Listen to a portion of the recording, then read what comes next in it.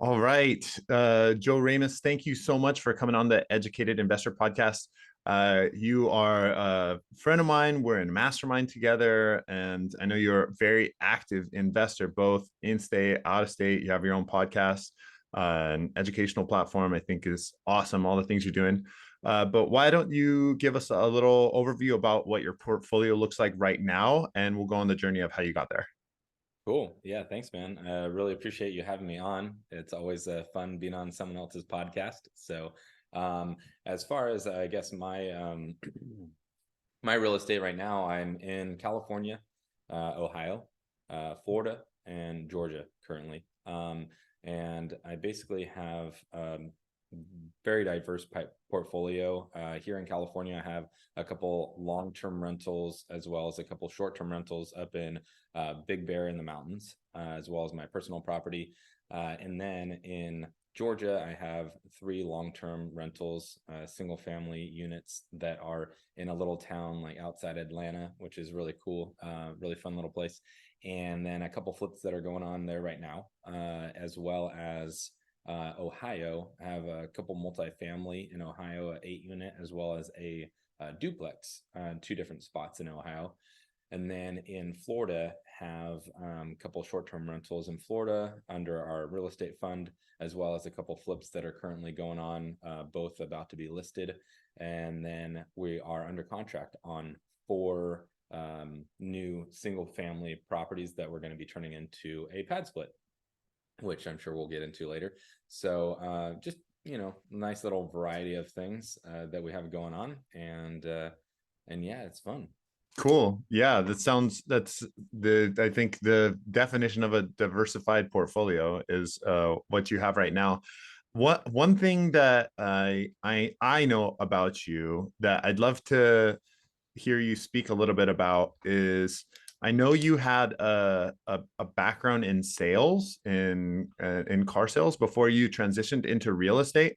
Maybe you could talk about how you went from sales in with cars to transitioning into real estate, some of the skills that you had developed in that profession, how you transitioned them into this world, and yeah, what was that transition like for you? Yeah, that's a really good question, actually, because my background did help me out quite a bit. I didn't realize it until getting like deeper and deeper into this business, how much it actually has helped me out a lot. So the way I started, just to kind of give people a background, is I was in auto sales. Like I basically started when I was 20 years old. I went to college. I didn't finish college. I went there for engineering, and it just wasn't really for me. And honestly, it was like the best thing that ever happened to me not finishing college, is because I came back to where I was, where I grew up, and I ended up getting into the car business. I was working at Best Buy. I got poached by somebody who said, "Hey, you want to try out and sell cars?" I was like, "Yeah, sure. I don't want to be here forever."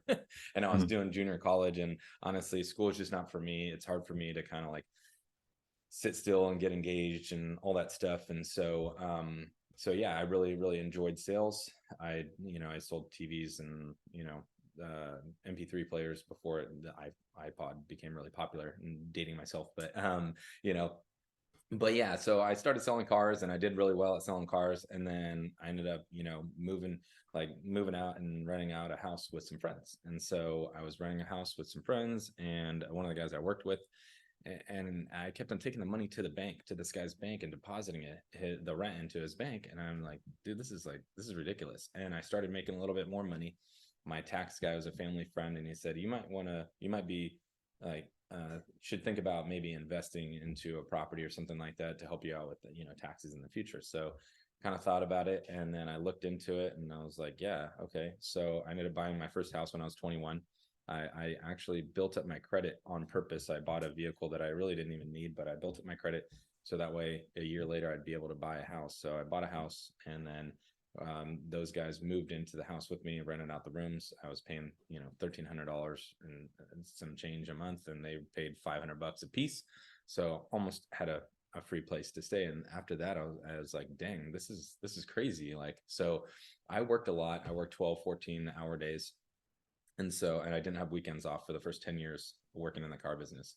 And so that basically helped me kind of save my money, and I just kept on looking into buying more properties. So I think what really helped me out in regards to the sales is just being able to talk to people over the phone, especially when you're doing like out of state investing. A lot of people ask me like, how do you find people? How do you find teams and stuff like that? And I think it's just a matter of, doing research, but also talking to people over the phone and getting a gist for how they are. So that's one thing that really helped me out a lot was doing, like, I did a lot of phone sales after I got into, the sales in person, but just like the communication, the comfortability of being able to talk to anyone really helped out a lot, right? So talking to people over the phone, talking to people in person. I mean, some of the people that I had sold cars to, I mean, I had sold 10, 12, cars to them over the time that I was just at that one dealership. And a couple of them were actually at my wedding, because we Wow. just became really, like, really good friends. And it was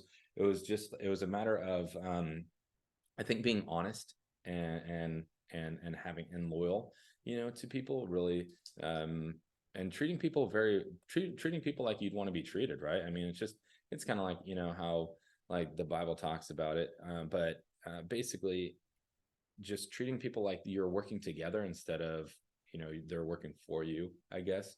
Things like Yeah, that, a I don't know. couple things really come to my mind about your story, and I see them so often coming up in the stories of other folks that I see that are successful entrepreneurs and especially real estate investors, is that they really live very simply. They will have some sort of income generating aspect that they have either as their W-2 or in some business that they have, and they don't get in the trap of overspending, of like letting their expenses rise along with their income. They live extremely simply. um and then also just this kind of like slow steady, yeah, this slow and steady, especially at the beginning, like you're house hacking at the beginning, you're building up your credit, it sounds like you're building up a good amount of reserves. Yeah, so after that house hack where you're sharing rooms with friends of yours, um what was the next investment that you did? Yeah, no, I'm really glad you brought this up, actually, because this is something I tend to forget to tell people sometimes, is yeah, living below your means, right? So I'll definitely get to the next one after this, but I think that the reason I was able to get to the next one was because of exactly what you're talking about. You know, like Robert Kiyosaki in the Rich Dad Poor Dad. I know, like, everybody brings this book up, but paying yourself first. And one thing that I did with my job, because I made a decent amount of money and it was commission, so it was based on my performance, and I did very well. And I kept on seeing that, oh my gosh, like, the better I do, the more I'm going to make. So I kept on working harder, and that in turn, you know, I didn't have a lot of time off, so therefore I saved my money. And what I did was, and it's probably because my parents taught me very well. My parents definitely didn't have a lot of money, but they were very diligent with the money that they had and taught me the value of the dollar. I mean, I mowed lawns, I recycled cans, when I was a kid, and my dad helped me with that and taught me that, and my mom kind of just helped me out, like, learning the sales aspect, actually, because my mom was one of the top salespeople in the United States for a Clear Channel Broadcasting Company. Oh, And so she would always have me listen to commercials, and would kind of, like, she'd help me brainstorm. And so I think maybe it was just always innate in there. But yeah, because I actually paid myself first and I saved my money, and I had an account that was like, okay, I'm going to put this money aside before I even, there was like two different direct deposits, right? So at your work, you normally just have like one direct deposit goes into your bank account. Well, so they allowed me to set it up to where I had two different ones, and I would put a certain amount of money in first, then the other one would go into my regular bank account where I would be spending my money. So I kind of like pretended that I didn't have that money, and that helped me save for the next property. So the next property I bought was a couple years later, and I bought it. I was actually going to move out of my current house, and this is, again, like, the learning experiences that you go through. I was planning on buying another house that was bigger with a pool, and I was like, oh cool, man, like I'm gonna upgrade and I'm gonna move into this one and I'm gonna rent out the current one. Well, what happened was I had a loan officer. That was the last time I used him, because he basically told me something that wasn't true. I refinanced the current property I was in, an FHA refinance, and well, you have to be in the property for a year. So therefore, I wasn't, like, everything fell through on the second house due to the fact that that was wrong. And so underwriting kicked it back, and I ended up having to transition, and I ended up having to buy a cheaper house and put more money down. But I'm really glad I did, because honestly, that second house was probably the best purchase I've ever made, because it was in 2012, and it was such a great deal, and I still have that house to this day. And I've never lived in it, and I've rented it out ever since, and it's just, I mean, it's kicking butt. And then I was able to, years later, refinance it, pull out money, and buy more houses with it. But that was the second property I bought, and then a couple years later I ended up buying a house that I did move into, that was really nice. I really liked a lot. So that was my whole goal, though, is I think, like, what I'll tell people is to, have a dream with a deadline. And something my mom always said is, instead of just thinking about, oh, I want something, I want this, I want that, but actually putting a timeline on it. Like, my goal was to buy something at the beach by the time I was 30, and I did it at 29, because I had a plan. I wanted to buy 3 properties in Riverside where I grew up, and then that helped me move out to the beach and buy a place at the beach. Yeah. So these first purchases, it seemed like they were all like started as primary residence, and you'd rent them out, and you'd hold on to them after you moved on to a new property. Uh, what was the first property that you bought purely as an investment where you weren't going to live in it? And how long also before, because it sounds like this whole time Well, you're both doing your W2 yeah. and the investing. When did you transition out of your W2? Well, it wasn't until a while later, honestly. I mean, but that second house I never lived in. That one was actually the first Mm, investment property I did. I had to put 20% down because of the whole issue with the lender. So that one was actually, I've never lived in it. That one was the first investment property. I put 20% down. But at the time I bought it for 185,000. I mean, oh my hmm. gosh, like, it's great in California. And so you can imagine what that place is worth now. I mean, it's worth over 600. And so that's why, I mean, my whole thing was to just buy and keep. And I bought them all on my own because I didn't really feel like I could trust anybody else. And that's one thing I learned later on in life. So I didn't really transition until like a full-time real estate investor up until maybe like 3 years ago. And so I bought like 5 properties on my own with my own money before, like, I really transitioned. That kind of helped me become financially free. And then I got into the Georgia market, and so before I left my W2, well, mine's not even W2. Everybody says 9 to 5. Mine was like 12 to 12, or like 9 to 9, or Yeah. or later, or whatever, because the car business was crazy. But yeah, I started buying, like, I bought that first place in Georgia, and then I met my business partner once.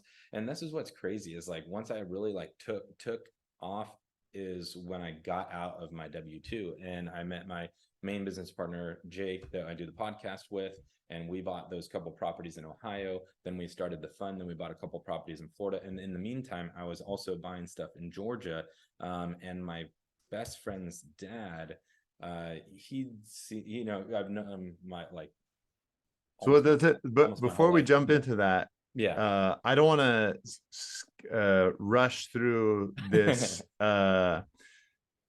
connecting that you have with your business partner, right? Because a lot of folks talk about the importance of partnering and how partnering with the right person can really uh make your business grow and improve.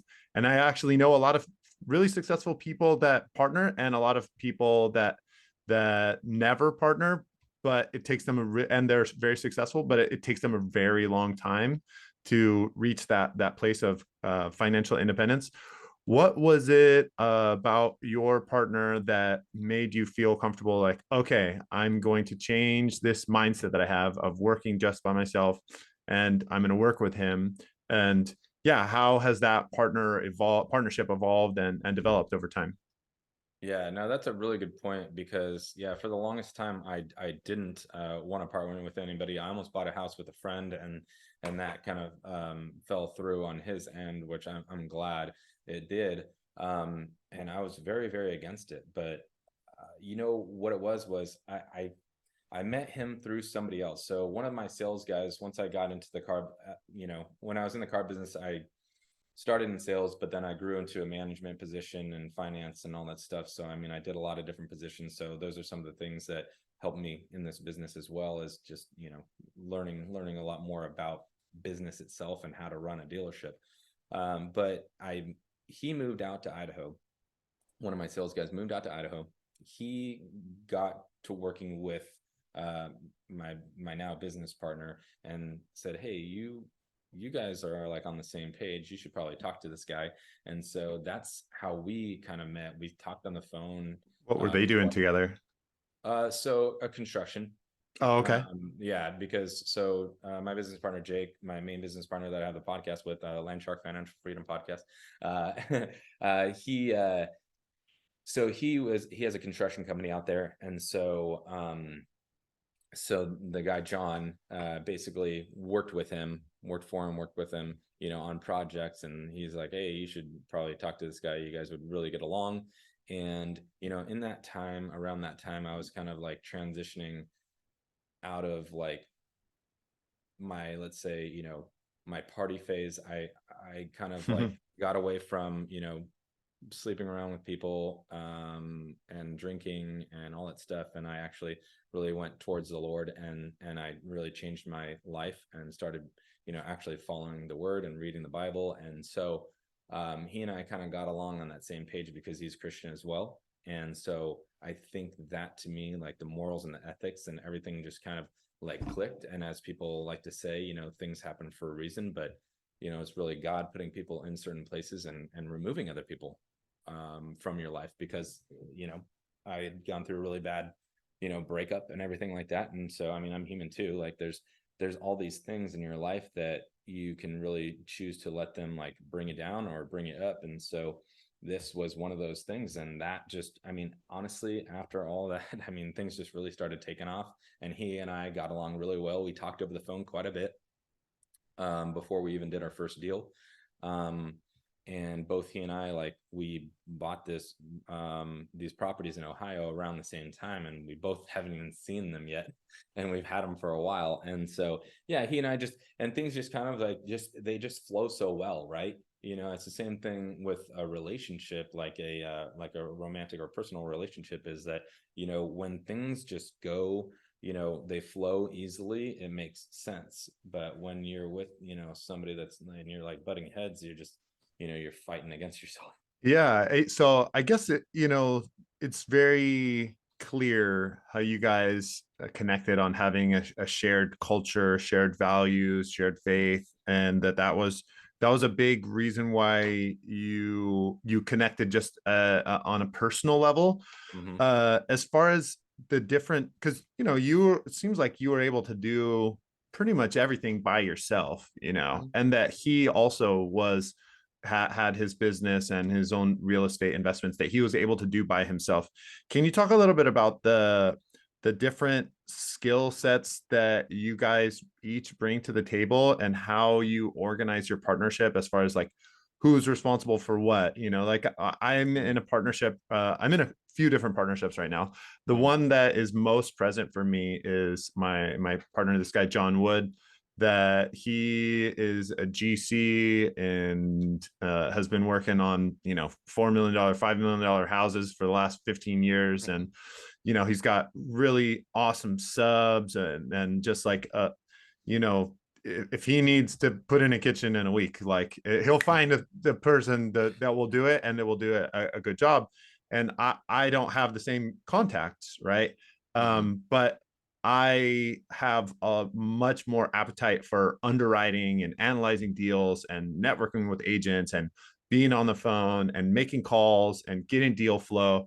And so there's many ways that we have shared culture, shared values, but our skill sets are different. You know, they're complementary, and I think that's one of the things that is leading both of us to invest more in this partnership, and for us to to start having the success that we're having. So yeah, I'd love to hear about what that looks like for you and your partner.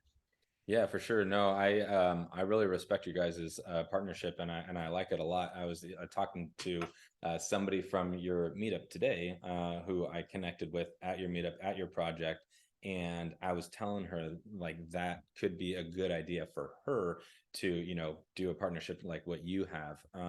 Now with ours, yeah, we both became financially free through real estate. He has his own real estate. He has his own construction company. I've got my own stuff going on. Now we started a business. We started a couple of businesses together. But I think the thing is, like, I'm more of the, I guess you can call people person, because I like the short-term rentals. I'm, again, going back to like what you were asking, in the in the sales part of things that I did was being able to really talk to people and I guess find out, like, what their needs and wants are, right? And it's kind of like the same thing, like when you're going to either buy a property, sell a property, or work with somebody. It's like, okay, so how do they fit into this puzzle? And I think that's what I'm really good at doing, is like putting all the pieces together. Jake's really good at doing like the back end of stuff. Like, I used to do a lot of paperwork when I was in the car business doing finance, and I mean, I don't mind it, but he's really good with like all the spreadsheets and all the paperwork, contracts, and yada yada yada, all like those kinds of things.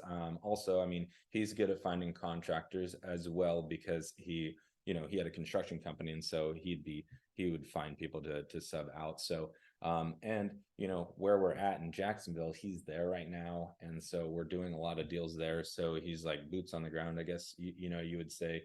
Also, but yeah, I mean, we do a lot of like similar things in a sense, but just me being able to like be the one to kind of put all the pieces together, him to be able to kind of deal with all the paperwork back end stuff, because I'll be raising money, and then I'll just be like, here, you like, he'll or find the property, find the property. He's good at deal analyzing, and I'm as well. But it's just nice when you can kind of like, hey, I'll do this side, you do that side. Or like, he's on vacation right now, and like I'm dealing with a lot of the finance stuff and everything like that. And then but when I'm busy, he'll pick stuff up, so we can kind of be able to do our own things and still know that it's not gonna go awry.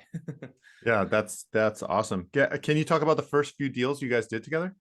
Yeah, so the first few deals we did was Ohio. So we bought an 8-unit apartment almost right around the same time as we got this duplex. So they're both like two kind of very different deals. He found the 8-unit on LoopNet, which was an awesome deal, and it was in Sandusky, like northern Ohio, near the lake. And so we got that one, and we bought that one, like that was our first like commercial loan that we had done in regards to like over 4 units. So that was cool. That was an interesting experience, and we fixed that one up and raised the rents and all that stuff. And then the duplex that we got was actually off of a wholesaler, so that was our first time dealing with a wholesaler. So definitely learned a lot of like a lot of different things at the same time, which is really cool, because even in a partnership, it's just good to like bounce ideas off of somebody Totally. sometimes too, you know what I mean? But yeah, that duplex, it was great. And this is how I found our property manager from Ohio, who is awesome. Her name is Faith Jadlot. So I am calling putting her out there. If you Give need her a anybody, plug. yeah, if you need anybody in Ohio, I mean, she's killer. I mean, we What bought what this. what cities does she work in? So she's near Mount Vernon, which is kind of near Columbus. Okay, So it's cool. a little bit north of Columbus. But yeah, she is really awesome. She's got a great team. She actually even drove down to Atlanta to help me out with a couple of my flips down there. Whoa. Yeah. Yeah, so she is awesome. We did that duplex. It was basically we got it for $40,000. The place was gross. It was disgusting. Like there was literally like so much trash in the basement that it like filled up to the top of the stairs. She didn't even know if there was like Oh, gonna be a dead body in there. Like oh, the guy that sold the place left his wife in there. She was bedridden. He left her in the underneath the house. trash? No, he left her. Well, and around the trash, there was like a whole Oh bunch of God. trash.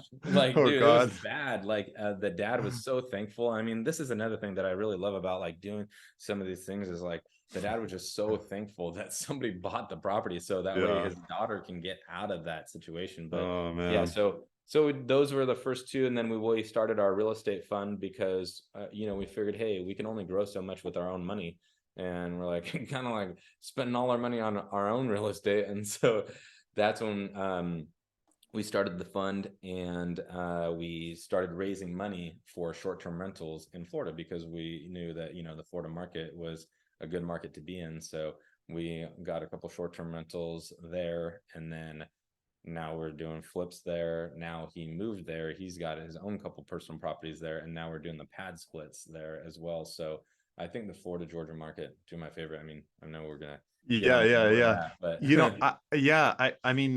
So I have had so many people on the podcast that I invest in multifamily or long-term holds, and but I don't really talk to so many folks that are in short-term rental, the short-term rental space. I'd love to hear you speak a little bit about, and I know you have short-term rentals in Big Bear, and obviously in Florida. I'd love to hear you talk a little bit about the ups and downs of being in the hospitality industry, things you've learned, and how's that flowing for you now also. Yeah, it's a good question because short-term rentals are not like what everybody like hypes it up to be. It's so funny. Like you see all these people on Instagrams, like, oh my gosh, I'm making all this money in short-term rental, but there's like a lot of overhead too. Mhm. And there's a lot of different people that you deal with. So I think every market's a little bit different, honestly. These ones I have here in California, up in the mountains in Big Bear, to me are very easy. They're not very big properties. We got a really good deal on them, and so they're kind of easy to manage. But you still deal with people who are either lazy or not very smart, or just like You're ask talking about the people that the guest. employ. No, the guests. I'm talking about Oh, the the guests. guests. Yeah, yeah. Oh yeah. No, like My what guests are lazy.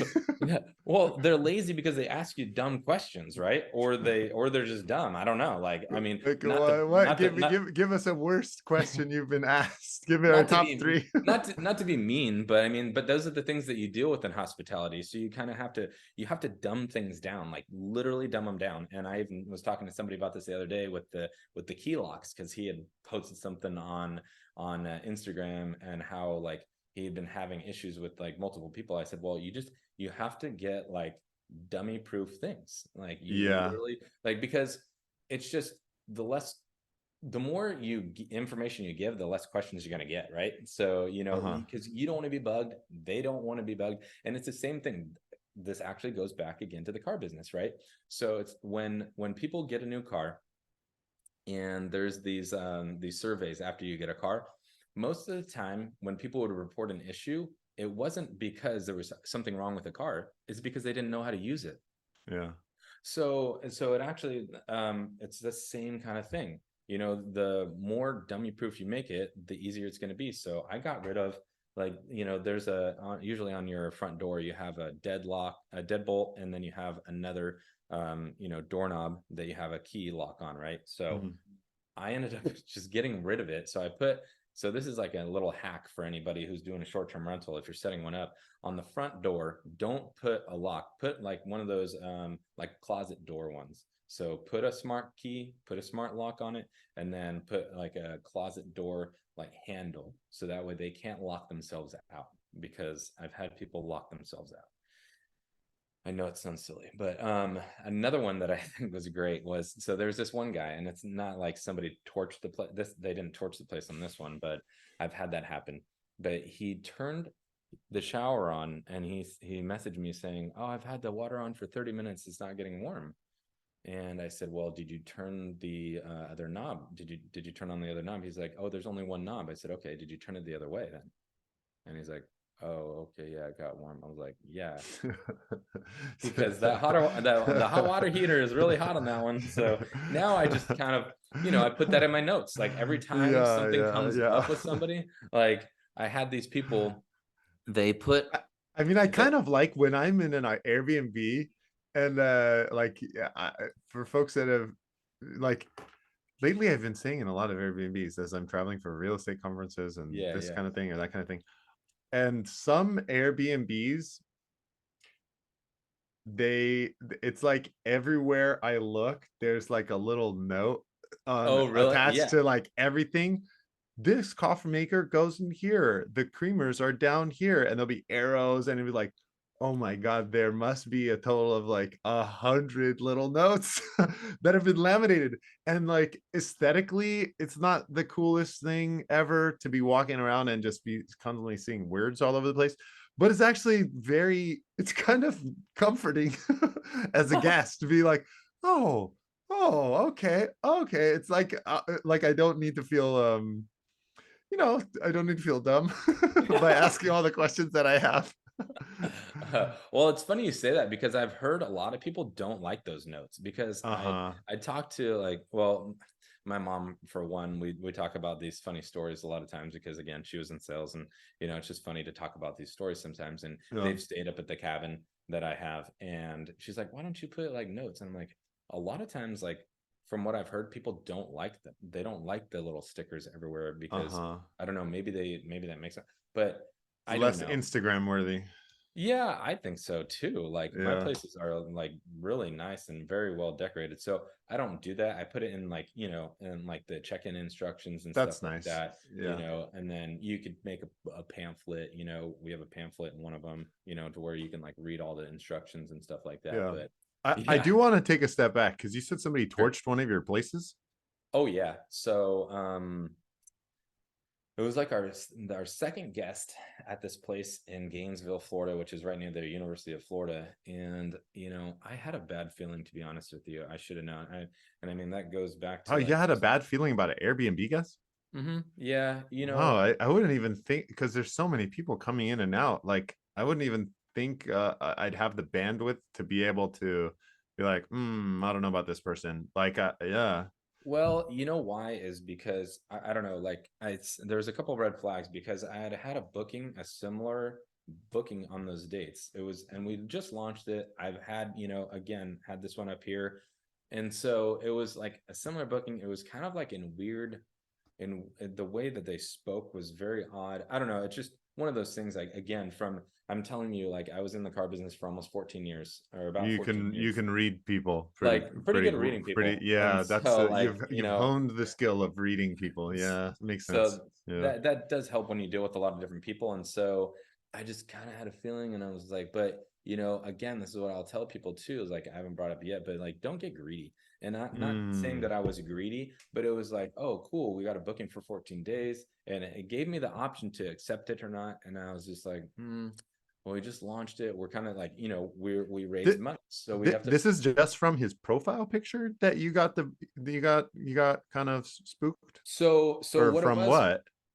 I had a booking that was similar to it that seemed Okay. kind of fishy that I didn't accept, and then it was like another booking, same kind of dates, similar kind of like language. You know what I mean? I just look at the person, I look at like where like whatever, and so yeah, it was just kind of the language, like it just seemed very very fishy. And I was Hmm. like, oh, but then I'm like, all right, well, whatever. I mean, it was like a really good booking. It was like, I don't know, 3 grand or whatever, Mhm. but man, I'll tell you what, they destroyed. And I was so bummed because we went out there personally and staged this place. We stayed at it for a month and we made it nice, man. Like this place Yeah. is really nice, good furniture, beautiful. They broke one of the beds, they broke the oven door off. Oh my God. Um, they broke off like some screens on the windows. Whoa. There was a like a foosball table, game table or whatever, like pieces were missing. Oh They my God. stole some of the decorations, and I mean Whoa. it's just like it was Did, like did Airbnb help you out at all for that?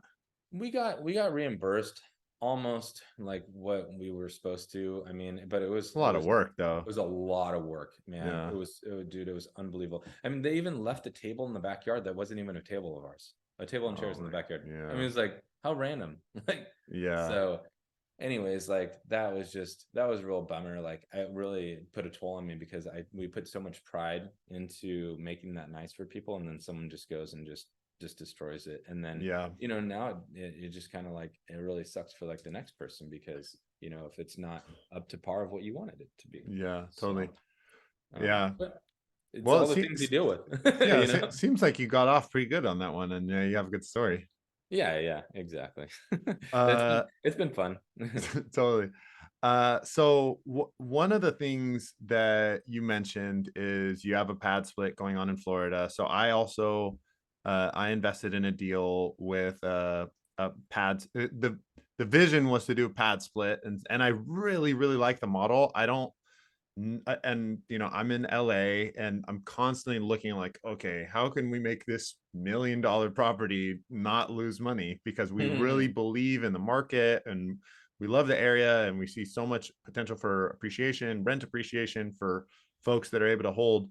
But then it's always a question of, how do I not lose money, for at least the first 2 years, or at least break even, and Mhm. so Pad Split, for folks that are not familiar with it, it's a company that helps facilitate rent by the room, and also help. They have a way of redesigning a house from a 5 bedroom, from like a 3 bedroom to a 5 bedroom, or maybe even an 8 bedroom. And so, like the property that I invested in outside of Orlando, we converted a 4 or 5 bedroom into an 8 bedroom, and it's an Mhm. 8 bedroom right now. And we were thinking of doing the pad split. Pad split didn't end up.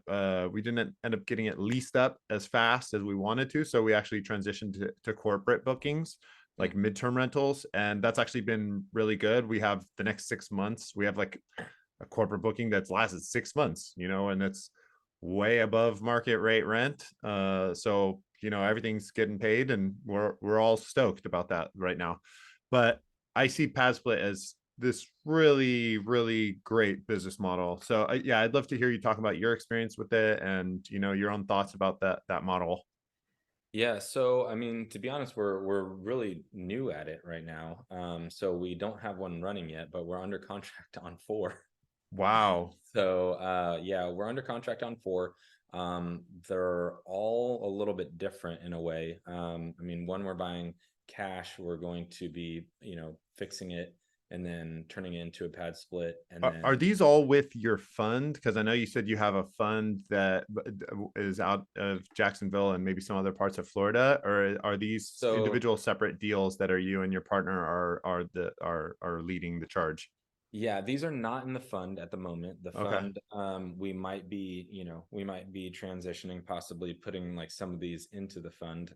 But these are all four separate deals with different people. So one of them is personally like mine and my business partners that we're going to be keeping ourselves. It's actually really cool. Like it's a 2,800 square foot house that Wow. is a 4 bedroom, 2.5 bathroom that we're going to turn into a 10 bedroom, three I was bath. gonna say 2,800. Oh my God, you could have like 10 bedrooms in there. Dude, yeah. So that's that one. Then we have another one with actually someone in our mastermind group and RPM, and she's going to be investing in one that's actually already built as a 10 bedroom pad Wow. split. So that's cool because that's actually like it's really nice because it's already done, it's already built, and there's already a waiting list for it. And Wow. she's being able to put in less money than some of our other investors in these because we don't have to build it out. So we don't Hmm. have to build the rooms, right? So that's cool. And then there's another one that we're actually buying from an agent who owns this property, who's actually building it out for us. And Wow. so we built that into the cost. So we paid him a little bit more for the price of the house because it'll appraise. It's gonna be new. Because what's that? It's gonna be a new build. Yeah, I mean, it's like it's basically, and it's right near the college, like one of the colleges in Jacksonville. So these are all in Jacksonville, but they're all different kinds of deals, right? Like so, it's just really neat to kind of see now like how you can do all these different types of deals and have a similar outcome, and then get other people's money invested in it, so they're going to make really good money. Because let's say, okay, you have a 10 bedroom and you're renting out each room for $800 a month. Well, now you have 8 grand. Your payment's going to be $2,000 a month because we're getting the house for 250,000, right? Mm-hmm. And then you're going to have some overhead. So let's just say, okay, you're going to pay Pad Split, because Pad Split, what they do is they have vet the people. So they have a waiting list. They vet the people. They deal with the tenants. The only thing they don't deal with is like maintenance and things like that, which is fine. But they charge 13%. So you're gonna have to pay that. You're gonna have to, stage the room if it's not already staged, right? So it's about probably $1,000 a room ish, maybe 1,500, because you want to make it nice. And then from there you have to pay the utilities. So even if you're, let's say making $7,000-8,000 a month and your overhead's $3,000-4,000, there's still quite a bit of money to be able to split up there, right? So you can pay an investor. Let's say you're paying them $1,000 a month for putting in their $100,000, and then the rest is, is for you or your partner to split. Yeah, So cool. it's, and it's not something we really talked about a lot in this interview, but just from knowing you on a personal level and some of the deals that I know you've done and that I know you've done with investors, something maybe to highlight as we reach some of the last couple questions we're gonna do is, I know you've gone full cycle with investors on quite a few times, and your investors have had a really good return on their capital, and maybe even some of the time maybe you gave away a little bit more of the deal than you had to. And I see all of that kind of stuff as maybe hard in the short term, but excellent in the long term, because now you're in a position where, you at the start of this conversation, you told me you bought one deal in 2 years, and now you're talking about you have 4 different properties under contract at the same time. And it's not, and like one of them you're buying in cash, and the other ones are like, these are all going to be properties that like have super high potential for appreciation, and you're able to fund them, it sounds like, really easily. So yeah, maybe speaking a little bit about what it's been like to go from just using your own money to building up this excellent track record that I know you have, to be able to have a fund, to be able to fund these kind of deals, to be in deals in Georgia that I know you did with private money, with private investors. Yeah, no, good question again. So I think what's really helped me the most, and people have asked me this a lot, it's like, why do you think like you're able to raise money like this? And honestly, it's just like you said, it's like giving up more than you have to sometimes at the beginning, but also because I've done it for myself. So people have seen that I've done it myself. And it's the same thing, like my friend's dad who invested with me was probably I guess my first private money lender, because he had seen what I was doing. He ended up moving out to Georgia. He's like, getting all excited because he went. And so my friend's like, hey, why don't you invest with Joe then? And so he started investing with me, and then he ended up investing in our fund. Now he's like, okay, I don't even want to like do anything anymore. So I'll just I'll invest on this one with you as like, just like one of your private money lenders, because at this point, like years down the road, he knows that now I have other private money lenders that are doing, like my next door neighbors. Literally, I walked over there with my laptop, showed them the deals that I've done. They've actually been to my Airbnb up in Big Bear. Wow. Because they helped me when I was on vacation with my house with something. So I let them go stay up there. And then, so they kind of know what I'm in. So I go over there and I just talk to them and I say, hey, I'm about to pay 10% to a hard money lender. Would you guys want to make 10% on your money? And Yeah. so they looked through them, and this is like one of the deals I was doing. They're like, oh, we like that one. Maybe we can invest on that one. And I said, That's cool. well, I need about like 185,000 or so. And they're like, oh, I don't know. And so I might be able to do it with 150. And they're like, oh, okay, we'll think about it. 10 minutes later, come knock on my door. All right, we're good. They brought me a check the next day. Wow. Yeah. But I think it's but that's not like, I think when somebody hears this, if they think it was just the deal, that got you that lender, it's actually the 10, 12, 13 years Mhm. also. It's Yeah. like the deal plus the relationship plus the 13 years of track record plus your consistency that led you to that position where you could raise the money so easily.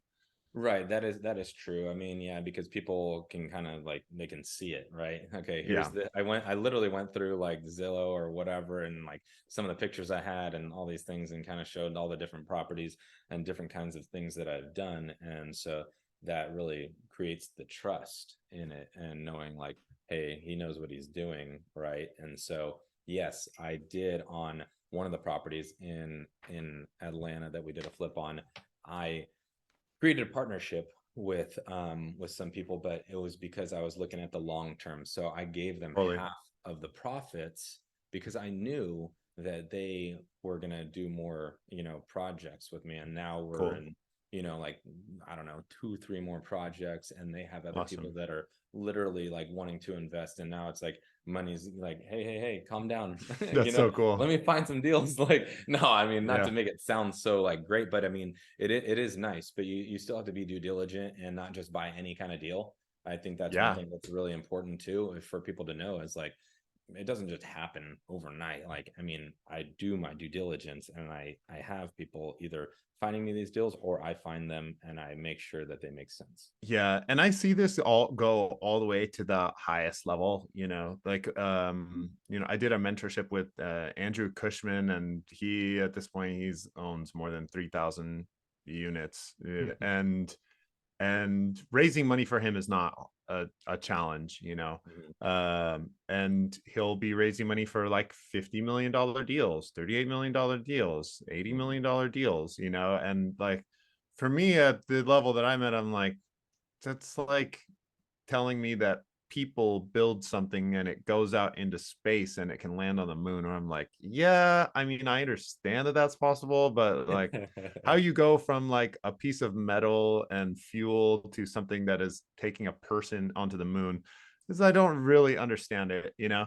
But really it's exactly what you're saying. He Mhm. has built up his track record, like the first 10 years of his career or 8 years of his career, he's doing fix and flips mostly, Mhm.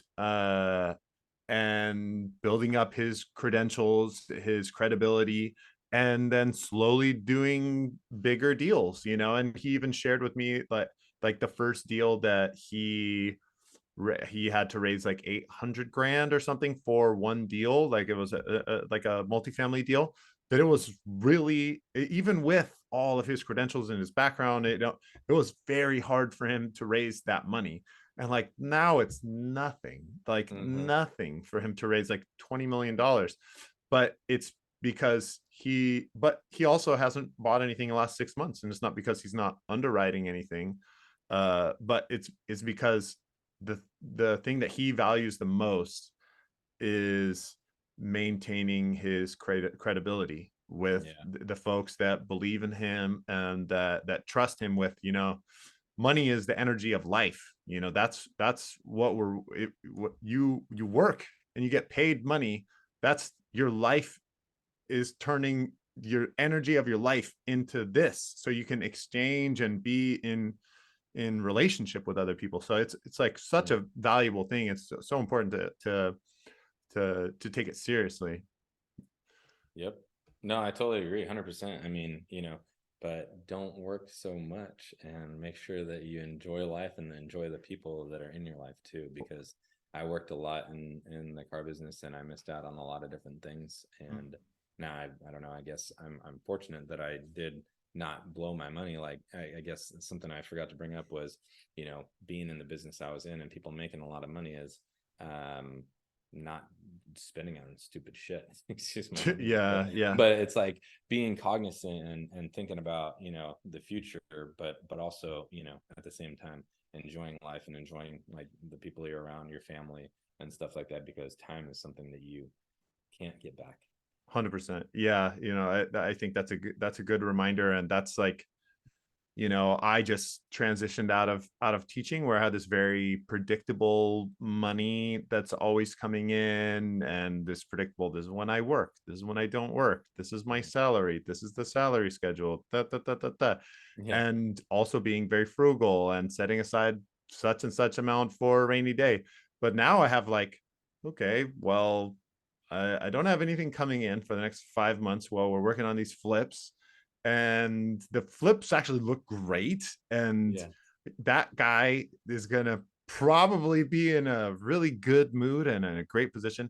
But like, okay, but how do I also enjoy my life right now? Well, it's so much of my energy is planting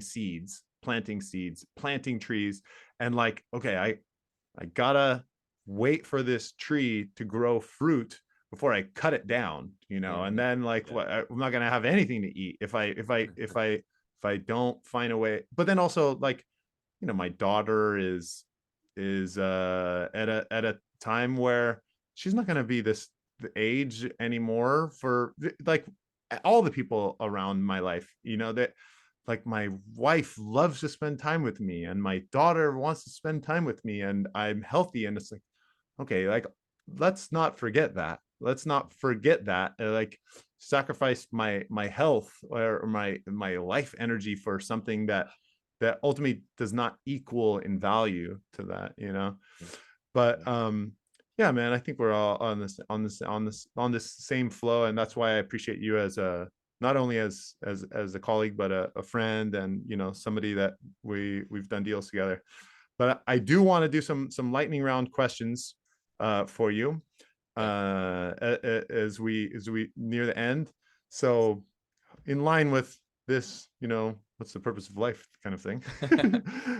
Well, since you are in this place of financial independence, but you still are doing deals, what is your why now? Yeah, so my why now is, I just got married in May, and I don't Congratulations. thank you, thank you.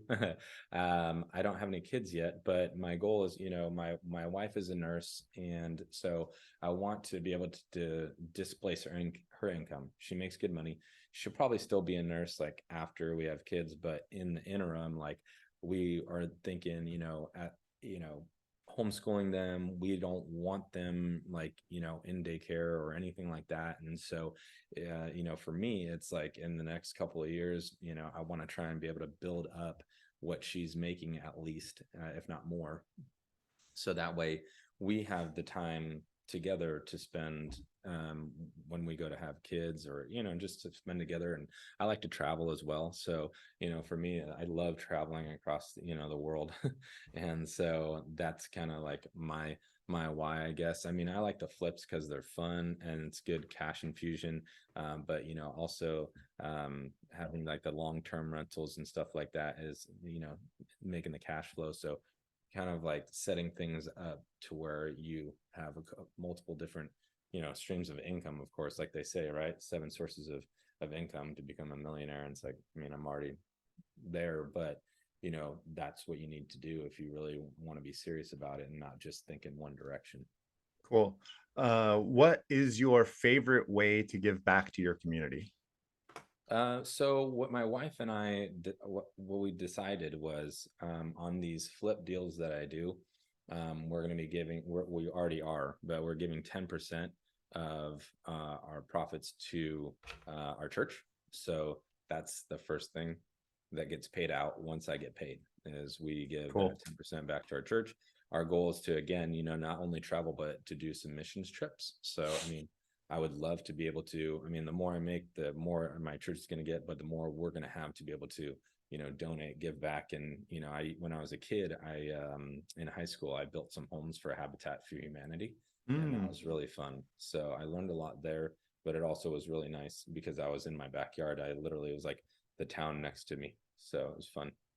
cool. Yeah, I know a lot of people that have done work for Habitat for Humanity, and that they've had a great experience with that too. Yeah. Uh, what advice would you give to someone just getting started on their investing or entrepreneurial journey? Okay, so like in investing or just like getting into entrepreneurship You or choose. okay, so I would say getting organized is probably one of the biggest things, honestly, is because for me when I when I first stopped like working, like I was like so used to like having to go to this place and be there and do all this stuff and then you stop and you're like I can do whatever I want. Like so I honestly like man, I tell you what, like it was a little tough at the beginning. And I think that's kind of like, why I went through some stuff, why I ended up meeting the wrong person because I wasn't focused.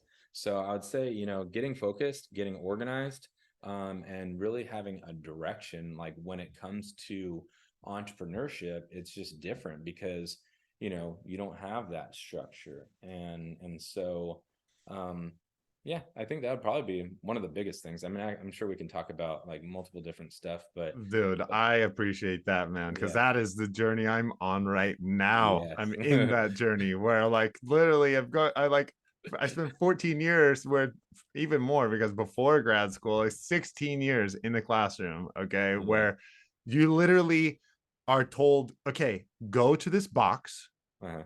okay, and then teach this list of things. Here's a book, chapter one, start it, open it, and with the teacher's notes, read from the teacher's notes. Like that's kind of the level of like, yes, okay, robot. Brr, Yeah, brr, brr, raise your brr, hand to go to the brr. bathroom, right?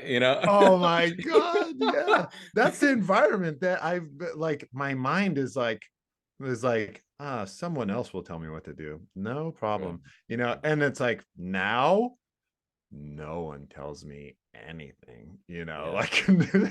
I mean, like, but like that's that's also the importance of being in a community of other people that are killing the game, like Mhm. you, where I'm like, oh, okay, these are the ways to structure your day or structure a deal or structure a partnership or structure your business, and yeah, getting organized, like Yeah. one of the things that I've been working on is using this CRM, and it's not even like a real estate investing CRM. It's really a project management CRM. So there are some limitations to it. I'm using this CRM called ClickUp, Mm. but it's helping me so much, man, to Yeah. do like follow-ups and to remember who I'm talking to about deals. Like I will have so many deals that I follow up that I'm just like, wait, oh, I'm supposed to follow up today. Like I don't need to remember it. I just put Yeah. it in the Yeah. CRM, and then Yeah. future me will do it. So Yeah. Yeah, but that's why like I set the reminders in my calendar and stuff like this. It's like, oh yeah, okay, I got to take my truck and I go get service today. All right, cool. I forgot. yeah, It's like yeah, or like this, okay, podcast. totally, All right, we still on. All right, let's go, yeah, like things like 100%. that. But Cool. my mom always said, plan your work, work your plan.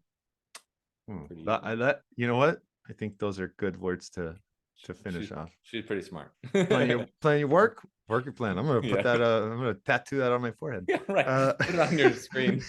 totally. All right, cool.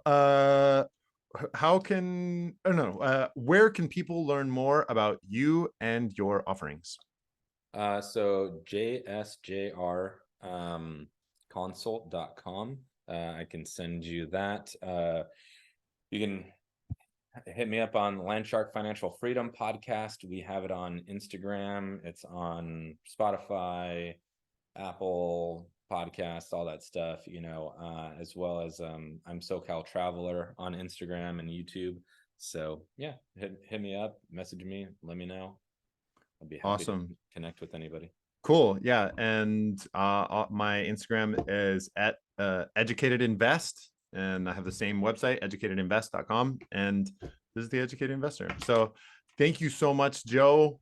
A friend, colleague, someone I look up to, someone that I feel is working with integrity in line with their values, does what they say they're gonna do, which is a lot more than other people. That's true. Yeah. And also an awesome dude. So Yeah. thank you Awesome. so much. Appreciate you, bro. And there you go. Yeah.